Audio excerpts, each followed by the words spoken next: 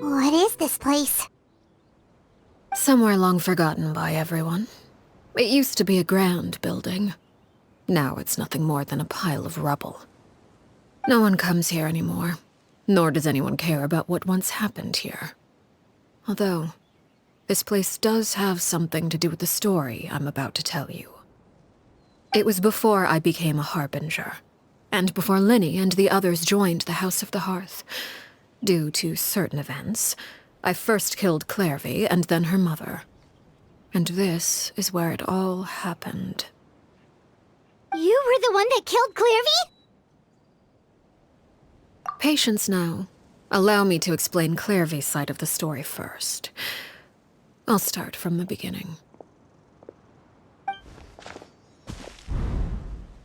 Clervie was 6 years old when she was brought by her mother, Crucibina, to live in the House of the Hearth. From the outside, it seemed like a fairy tale. A thriving family made up of kind adults and friendly children. Crucibina was the knave at that time, and the House of the Hearth was under her control. She was Clervie's mother by blood, but she was also the mother to all the children in the house. Clervie was happy here, for a time.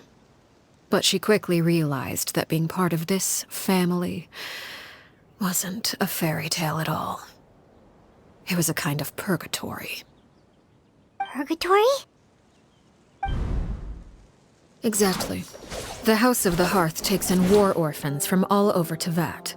But as for how to raise them, that depends entirely on the person in charge. Crucibina came up with a novel idea.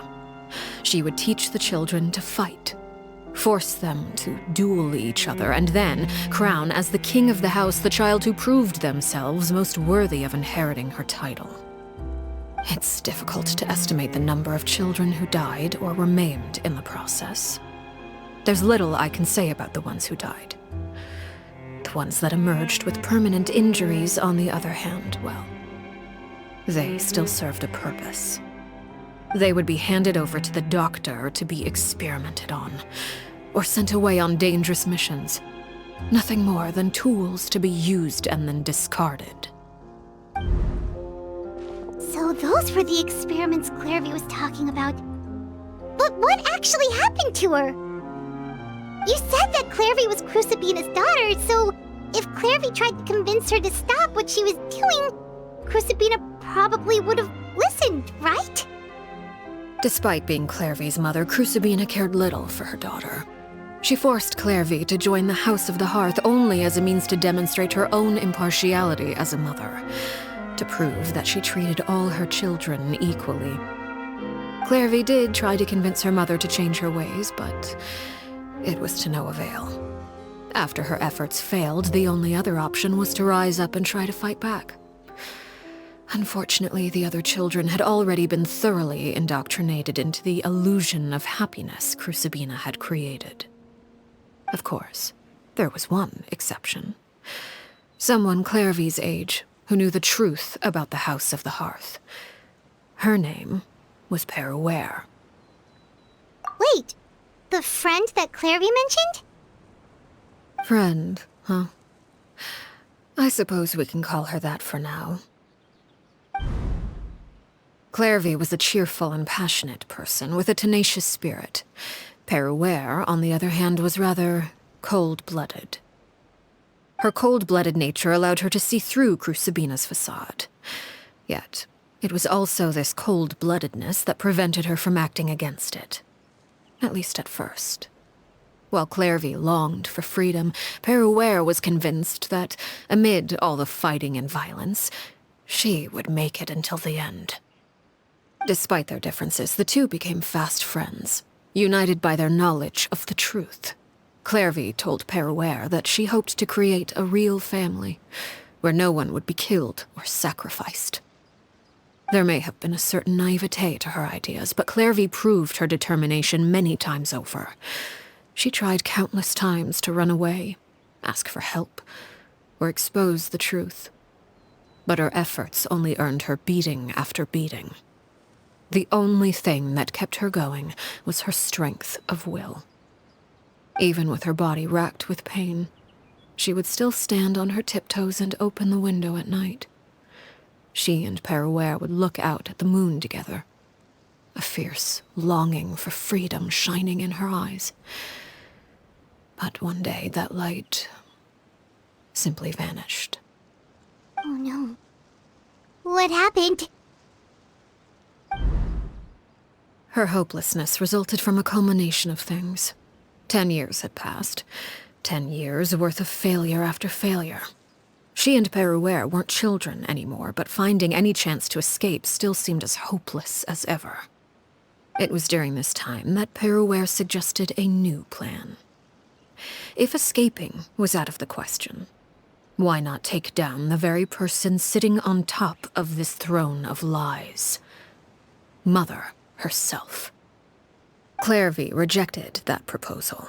She claimed that, as a famous harbinger, Crucibina possessed an unimaginable amount of power.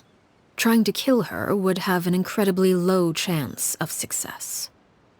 Clervie never gave another reason, but Peruere could see it written all over her face. Clervie still thought of Crucibina as her mother.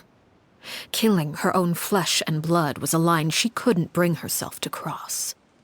If she couldn't escape and fight back, then only one option remained. Precisely. Death was the only way that she felt she could be free. It happened during a duel. When she arrived at the dueling ring that day, her partner turned out to be none other than Peruere, the very person that had stood by her side all those years. It was a fierce battle, but ultimately, Clervie decided to let Peruere end her life. From that moment on, Peruere's journey was one written in flames. When the rain finally came and washed it all away, there she stood, the sole victor in Mother's endless game of slaughter, a trail of corpses strewn across her path to success. It was the very result she had predicted 10 years prior. Even then, she believed she would make it until the end. She wasn't surprised by the fact that she emerged as Mother's undisputed heir. Rather, her success left her with an inexplicable sense of restlessness. She was unsettled, and there was only one thing that could quell that sensation. Perhaps you two would like to take a guess as to what it was? Crucibina, you mean? But... Correct. This is the place where Peruere killed her best friend. A mere year later, this is also the place where she fought tooth and nail to kill the mother they shared. The moment she acted, any conception of what was right or wrong ceased to matter. It's one of the principles of the house. Only those who survive get to write the rules. Peruere won the battle, and became a harbinger herself.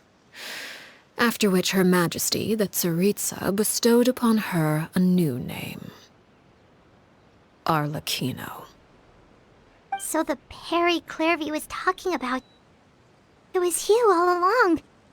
You're Peruere. ARLECCHINO is just a name you got later. I left that name behind long ago. I must say, hearing it now does bring back memories. After I defeated Crucibina, the moniker of Mother died with her. I chose to forego the title she called herself, and even chose to give up my own name. I rebuilt the House of the Hearth under a new identity. Not only as ARLECCHINO, but as father. And that is where the story ends. Any more questions? Yeah. Based on what you just told us, Clervie wasn't a little kid when she was killed. So the Clervie we met... Was she really a spirit at all? I suppose you could call her an illusion born of flame. Her existence is like ashes to a fire. Something left over in the wake of blaze and ruin. You see, A certain power runs through my veins. It's not unlike a curse. My flames leave behind shadows of anything they consume. Of course, the chances of those shadows morphing into a sentient entity are exceedingly slim. Clervie is a very special case. Clervie died when she was 16 years old, but what emerged from the flames was her 6-year-old self. Her appearance wasn't the only thing affected. Most of her memories were lost to the blaze as well. Memory is a mysterious thing indeed. Losing a portion of your memories will alter your sense of self. Lose 10 years' worth, however, and it would be like living in the past. Like returning to a version of yourself that never grew up. No wonder Paimon got such a weird feeling when we were talking to her. Perhaps I should put it this way. Clervie is someone trapped in time. It may seem like she exists with us in the present, but she truly lives in the confines of her own past. So if all of that is true, then you must have known about Clervie for a long time. Indeed. She's a rather volatile and unstable entity. Sometimes she would look after the children. She's even saved some of their lives. But other times, she would hide from me and become obsessed with revealing the truth about the house to anyone who will listen. Shadows don't have the capacity to learn or grow. Any new information they encounter is quickly forgotten over time. Your attempts to expose Clervie to sunlight, they failed, yes? The reason is actually quite simple. In Clervie's mind, the house is impossible to escape, and it is this very perception that traps her there. But no matter. All I have to do is kill her again, and all will be resolved. I don't anticipate so much as a single speck of ash will be left behind this time. Wait! Paimon can understand why you might want her gone, but isn't there another way? So what if she's trapped in her 6-year-old self? She's still your friend! At least talk to her first! It's too late for that. She broke the rules, and now she must be punished. That goes for Filial and Nantoy as well. She's had quite the effect on them. I hope you understand. The difference between Crucibina and myself lies in our formulation of the rules, not our policy for enforcing them. Upholding the rules without question is a trait we both share, because that is how a household should be run. Is this really what you want to do? Whatever could you mean? Don't you want to say a proper goodbye at least? Whether as a killer or as a father, there are two things that must be avoided at all costs: anger and sorrow. Anger makes you impulsive. Sorrow causes you to waver. Well, it appears it's about time to proceed. Before we arrived, I told some of my well-behaved children to bring our troublemakers here by nightfall. I do believe I've kept my end of the deal. I gave your friends quite a bit more time. As for what happens now, we'll just have to wait and see.